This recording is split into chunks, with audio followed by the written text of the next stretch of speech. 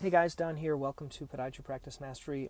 I've been kind of playing around with this coaching thing to help people get to their $1 million mark, and I sort of some people just want to chat with someone. I think there's a lot of loneliness out there, so I think it's fun to chat. I really enjoy doing this. I just don't have the most time to do it. That's why I like this WhatsApp version.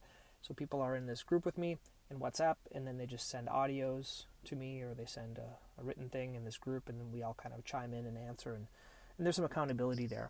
But I got this question I want to talk about today from a doctor. He's a doctor in California. He's part of an orthopedic group.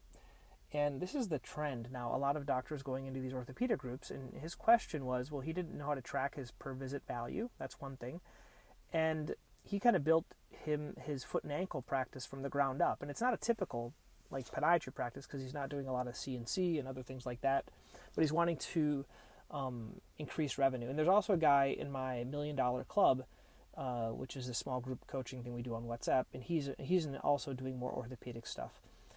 And the two things I've told these guys, and it depends if you're like a partial owner or not, or if you have like some leeway.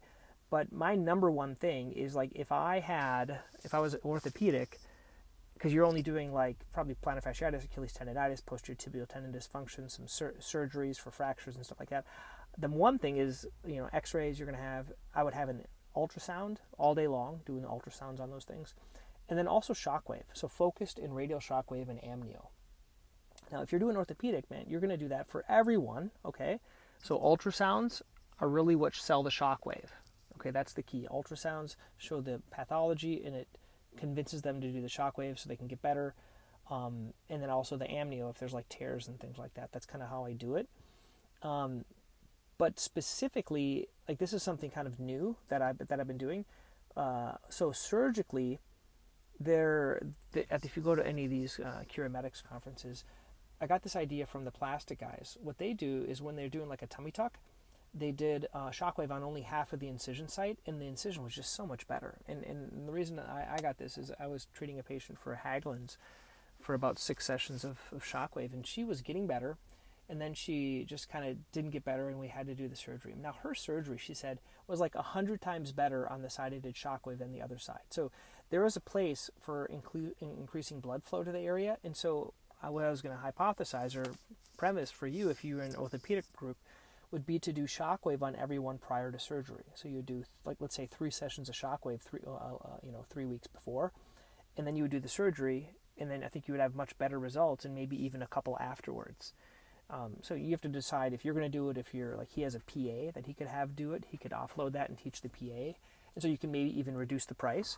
But I think there's a lot of results for that, and that would be my one recommendation for him. This is his question he had, is what to do to bring more revenue in, and how to track it. So tracking it, basically you need numbers. So if you're part of an orthopedic practice, they're going to let you know. And the way I track numbers is twofold. One is my own personal method of tracking, and the way I do it is I print out my day sheet every day of patients, and on there I'm tracking just for my own motivation. I put up top, I usually write 2 orthotics because that's my goal, 2 orthotics a day, and then I track like the number of level of visits. So if it's level 3 or level 4, I'll write that on the side. If I do DME, I'll write DME. If I do x-rays, I don't usually write x-rays because it's automatic. If I do an ultrasound, I'll write US, and then I write what my main focuses are, usually on procedures. So I'm keeping my eye on the prize is shockwave, ultrasound, and Swift. Those are the 3 main things that I like to do. So whatever 3 or 4 things that you want to do, you would mark those down. And then part of my $1 million club, I post those every day, so we all kind of have accountability. So you have a kind of a accountability partner. That could just be another person in your group, could be another doctor that you know, and so you guys are keeping each other accountable. So that's the way I track every day to keep myself my head in the game. And then once a month, when my numbers come out, might come out about the 15th or the 12th, those numbers are going to have like my production. So this month it was about 111 when I'm recording this, 111. So I try to keep it above 80 every month. Okay, so 80 to 90, you can get to the $1 million mark. So that's net. Your gross is going to be about 2.5 times that. And then you look at that, and then you look at the number of visits you saw that month as well. So you look at the number of visits, you divide that by that amount. That's how you can develop your per visit value. So it's pretty easy. A couple of other things you should look at. There should be a ranking of like what's your 80-20? Like 80% of your revenue came from these 20% of procedures. So look at that. We have a little printout that we do. If you guys are interested in seeing mine, just let me know. Send me an email and I'll send you what mine look like. So anyway, this is my recommendations for this doctor that's in an orthopedic practice. This kind of a coaching email call for him. Once again, if you're interested in any of this stuff, let me know. Shoot me an email on the Practice Mastery site. He had one other question, and I'm going to kind of go into this. Originally, our email thing started because he was asking me how I do my newsletter. So let me go in a little bit more depth. I build it in Notion. You can do it just as easily in Google. That's fine. But I have a layout where I put something funny in the front.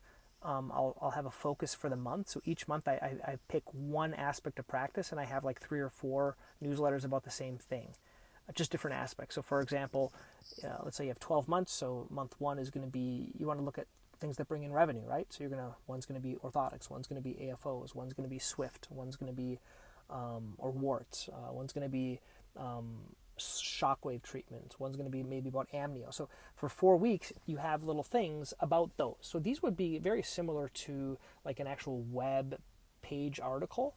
And so it might be about like, what are should I do, let's say you're talking about bunions. What causes bunions? How do I treat bunions? And you look at like what are the most common questions. So you include these in the newsletter. So that's one thing I include. So just an educational article about something funny, because I like funny things, and I think patients want to be entertained more than they want to be educated. And then I also put in a funny story. So I'll talk about my kids, what they're doing. They got this new like metal detector recently, and I'll include that in there and share a picture and usually something about my family. And then at the end I'll do a call to action. So I do this in Notion. I write it up, and then you can put categories. So like doing, to do, and done.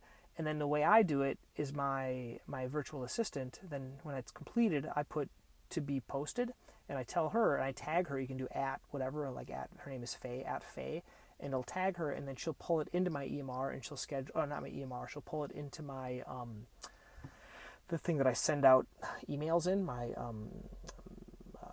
I use Kajabi, but it's like an email responder thingy. And then you can send it out that way. She sends it out, and I do it every Wednesday at 8 a.m.